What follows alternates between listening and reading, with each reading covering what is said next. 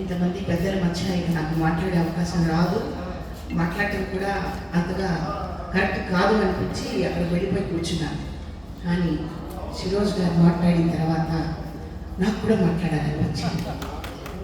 నిజమండి, రామ్ రహీంని ఒక వేదిక మీదకి తీసుకొచ్చిన వరప్రసాద్ గారికి నిజంగా చాలా చాలా ధన్యవాదాలు.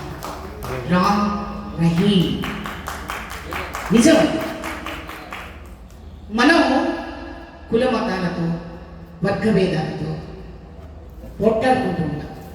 కానీ ఈరోజు ముస్లిం సోదరుని షిరోజ్ గారు, పేరేంటండి, అబ్దుల్ రెహమాన్ గారు ఈ కార్యక్రమాన్ని వెనకుండి వెన్నెముకగా ఉండి నడిపించినందుకు మాస్టర్ బిషప్ గారు నిజంగా ఇది చాలా అద్భుతంగా ఉంది. కళ నిజం అనిపిస్తుంది నాకైతే మాత్రం.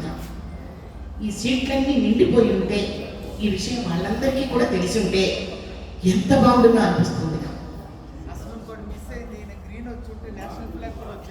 నిజం నిజం నిజం నిజం. వాటికంటే సంతోషకరమైన విషయం ఏంటి ఇంకోటి, ఎంఎస్ రామారావు గారు చిన్నప్పటి నుంచి, మనమందరం చిన్నప్పటి నుంచి హనుమాన్ చాలీసా అనేది విన్నది మనందరికీ గుర్తున్నది. ఎంఎస్ రామారావు గారి గడంతో భారతదేశానికి బాగా పరిచయమైన గొంతు ఎంఎస్ రామారావు గారి గొంతు. వారి మనవలు మన శ్రీనివాస్ గారు ఈ వేదిక మీద ఉండడం చాలా చాలా విశేషంగా ఉంది. అలాగే నేను ప్రిపేర్డ్గా నేను మాట్లాడటానికి, ఎందుకంటే ఇది నా సబ్జెక్ట్ కాదు, అంత విషయం నా బ్రెయిన్లో ఉండకపోవచ్చు. కానీ పీఠాధిపత్యం వహించిన వరప్రసాద్ గారు అసలు ఎందుకు పీఠాధిపత్యం వహించారు, వారికి ఆ స్థానం ఎందుకు ఇవ్వాల్సి వచ్చింది, ఇక్కడ పెద్దలు మాట్లాడారు. పీఠాధిపత్యం కేవలం ఒక భక్తి రసానికి సంబంధించింది కాకుండా సేవా సంస్థలు మానవ దృక్పథంతో ఒక మనిషికి సహాయపడే వ్యక్తి, ప్రతి వ్యక్తి దేవుడే. అవునండి, ఒక వ్యక్తికి సహాయం చేసే వ్యక్తి, ప్రతి వ్యక్తి దేవుడు.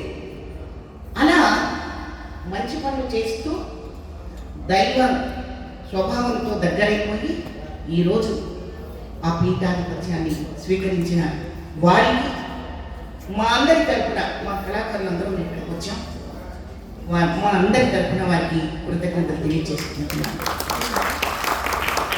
శరత్ చంద్ర గారు నాకు ఈ మధ్యనే పరిచయం అయ్యారు. వారు సంగీతంలోనే కాకుండా సాహిత్యంలో కూడా దగ్గరే, మా అందరికీ దగ్గరే, మమ్మల్ని అందరినీ సన్నిహితంగా తీసుకున్నందుకు వారికి ప్రత్యేక ధన్యవాదాలు తెలియజేసుకుంటున్నాను. ఏదేమైనా రామ్ రహీం ఈ వేదిక మీద ఉన్నందుకు చాలా చాలా గర్వపడుతున్నాను. రామ్ రహీం